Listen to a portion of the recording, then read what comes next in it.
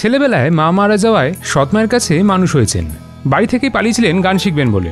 একা একাই চলে গেছিলেন গোয়ালিয়রে। কাজ করেছেন একজন পরিচারিকা হিসেবে। সঙ্গীত শিখেছেন হাফিজ আলী খানের থেকে। শিখেছেন বাংলার অন্যতম গায়ক এবং অভিনেতা পাহাড়ি সানের কাছ থেকেও। স্কুল যাতায়াতের পথে একটা রেকর্ডের দোকানে করিম খানের গান রেকর্ড বাজতে শুনে মুগ্ধ হয়ে যেতেন। একবার ভীমসেন যোশী কলকাতায় গান গাইতে এসেছেন। সামনের সারিতে এসে বসলেন পাহাড়ি সান্যাল।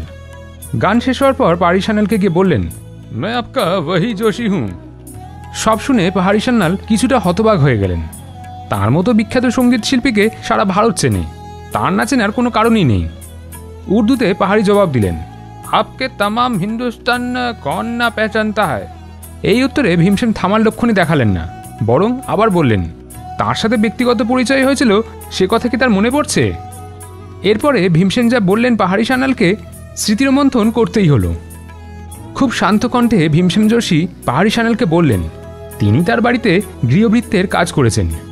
একটু না থেমে গৃহভৃত্যের কাজের বিনিময়ে পাহাড়ি সান্যালের হিন্দুস্তান পার্কে বাড়িতে গানের তালিম নিয়েছেন।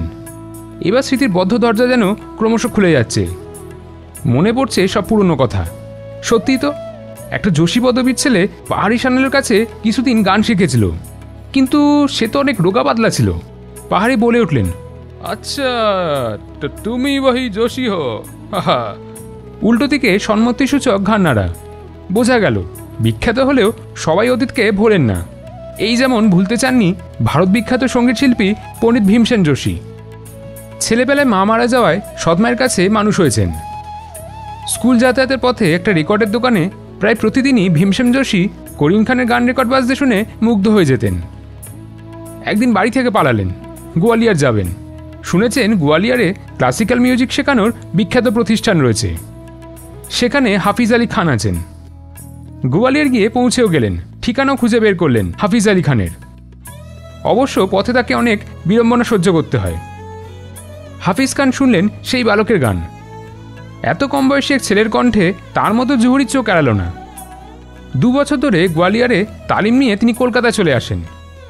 অভিনেতা পাহাড়ি সান্যালকে গান শেখাতে আসতেন বিশ্বদেব চট্টোপাধ্যায়।